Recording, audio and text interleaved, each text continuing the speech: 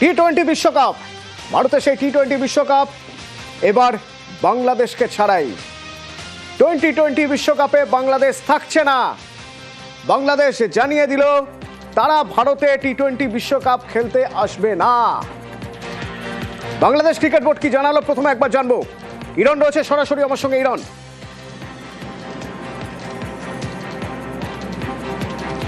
অতনু দেখো, এই মুহূর্তে সবচেয়ে বড় খবর, বাংলাদেশ ক্রিকেট বোর্ড তারা জানিয়ে দিয়েছে নিরাপত্তার ইস্যু দেখিয়ে তারা যে গত 2 সপ্তাহ ধরে অদ্ভুত দাবি জানাচ্ছিলেন যে ভারতে খেলতে যাব না।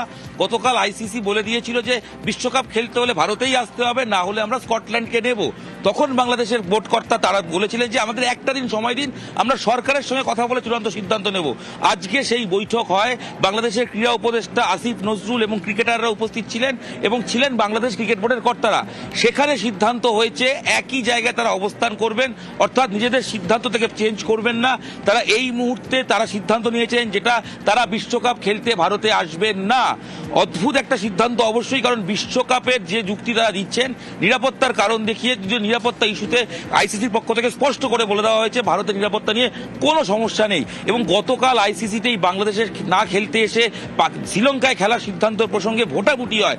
সেখানে 14-2 ব্যবধানে বাংলাদেশের সিদ্ধান্ত হেরে যায়। পাকিস্তান ছাড়া বাংলাদেশের পাশে কেউ দাঁড়ায়নি, বাংলাদেশ নিজে এবং পাকিস্তান। তারপরেই আইসিসি গতকালই সিদ্ধান্ত নিয়ে ফেলেছিল যে স্কটল্যান্ডকে বিশ্বকাপে খেলানো হবে। বাংলাদেশের পরিবর্তে সেই টিমটা কলকাতায় খেলবে, কারণ বাংলাদেশ সি গ্রুপে রয়েছে ইংল্যান্ড, ওয়েস্ট ইন্ডিজ, নেপাল এবং ইতালির সঙ্গে বাংলাদেশের খেলার কথা ছিল কলকাতায় এবং একটা ম্যাচ মুম্বাইয়ে।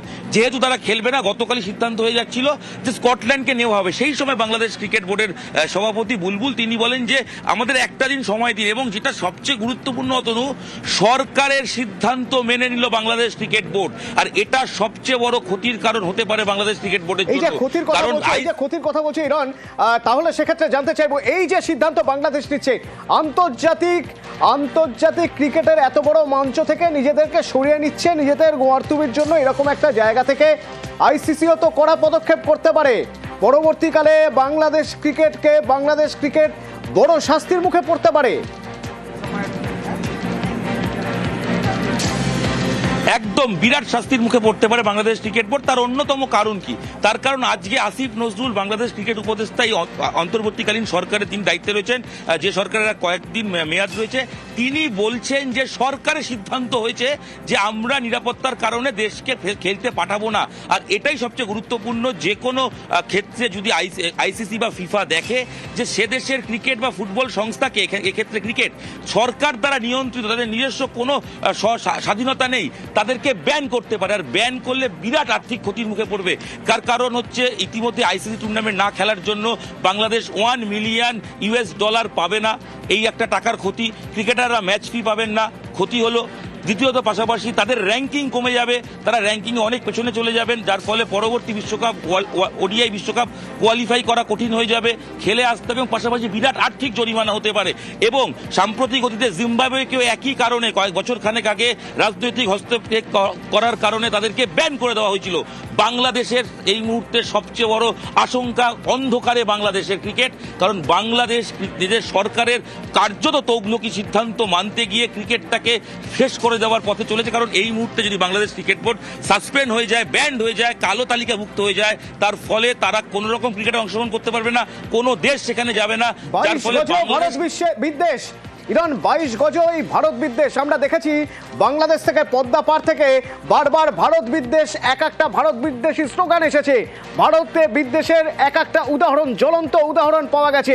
ওরা বলতেই পারেন যে মুস্তাফিজুরকে কেন বাদ দেওয়া হলো আইপিএল থেকে, কিন্তু তার পিছনে সঙ্গত কারণ কি দেখানো হয়েছিল যেভাবে সংখ্যালঘুদের উপর, হিন্দুদের উপর অত্যাচার হচ্ছে, তার প্রতিবাদ হিসেবে এটা করা হচ্ছে। এবার যদি তারা ভারতে আসা থেকে বিরত থাকেন বা যে সিদ্ধান্ত তারা নিয়েছেন, ইরন, এখানে ভারত বিদ্বেষ আরো একবার প্রমাণিত হয়ে যাচ্ছে। আমার এখানে একটাই প্রশ্ন, বাংলাদেশের ক্রিকেটাররা তারা কিন্তু চেয়েছিলেন খেলতে চেয়েছিলেন, তাদের ক্যারিয়ার, তাদের ভবিষ্যৎ, আগামী যত বছর খেলবেন তাদের ভবিষ্যৎ তো এবার অন্ধকারে চলে গেল।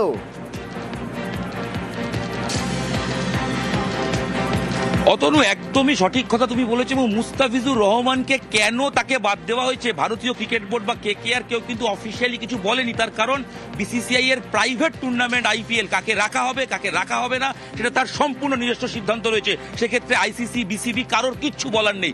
এই বিষয়টাই বাংলাদেশ ক্রিকেট বোর্ডের কর্তারা বুঝতে পারলেন না। এবং তোমায় গুরুত্বপূর্ণ তথ্য দিয়ে রাখি, বাংলাদেশ ক্রিকেট বোর্ডের কর্তারা, আমরা বিভিন্ন কর্তাদের সঙ্গে কথা বলে জেনেছিলাম, তারা এই বয়কটের পথে যেতে চাইছিলেন না। কিন্তু বর্তমান অন্তর্বর্তীকালীন সরকার তারা তাদেরকে প্রেসার ক্রিয়েট করেন এবং আসিফ নজরুল, যিনি ক্রীড়া উপদেষ্টা, তিনি বলেন যে আমরা বয়কটের রাস্তায় দেবো। এই হুমকিতে আইসিসির সঙ্গে খেলো, প্রয়োজনে পাকিস্তানকে পাশে পাবো। ভারত বিদ্বেষী মনোভাব 22 গজে দেখাতে গিয়ে ক্রিকেটটাকে কার্যত ধ্বংসের মুখে ঠেলে দিল বাংলাদেশের এই বর্তমান উপদেষ্টা কমিটি বা যারা রয়েছেন অন্তর্বর্তীকালীন সরকার। এবং সবচেয়ে বড় কথা, ক্রিকেটাররা আজকের বৈঠকে একাধিক ক্রিকেটাররা ছিলেন এবং ক্রিকেটারের বডি ল্যাঙ্গুয়েজ বলছে তারা খেলতে চায়। তোমার মাথায় রাখতে হবে, রিসেন্ট ক্রিকেটারদের বিরুদ্ধে মুখ খোলায় বোর্ডের কর্তার বিরুদ্ধে তারা ম্যাচ বয়কট করে একদিন বিপিএল পর্যন্ত খেলেননি। অর্থাৎ যাদের হাতে ব্যাট, যাদের হাতে বল, তারা খেলতে চায়। সেই ক্রিকেটটা বাংলাদেশের এই অন্তর্বর্তীকালীন সরকার সেই ব্যাট বলটা কেড়ে নিলেন লিটনদের হাত থেকে, মুস্তাফিজুরের হাত থেকে। এবার তারা কি করবেন? এই বিশ্বকাপটা তাদেরকে বসে টিভিতে দেখতে হবে।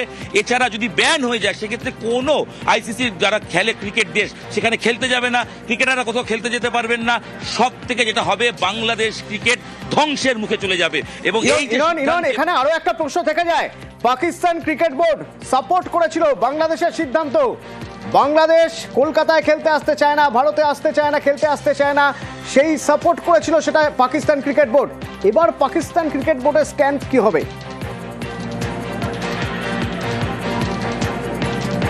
অতনু, গতকাল যে আইসিসির ভোটাভুটি হয়েছে বোর্ড মিটিং এ, সেই বোর্ড মিটিং এ পাকিস্তান শুধু বাংলাদেশের মতামতের পক্ষে বলেছে। তারা কিন্তু একবারও কোথাও বলেনি আমরা খেলতে যাব না। তার কারণ বাংলাদেশ পাকিস্তান যেটা করেছে, বাংলাদেশকে মই দিয়ে গাছে উঠিয়ে দেওয়া মইটা কেড়ে নিয়েছে।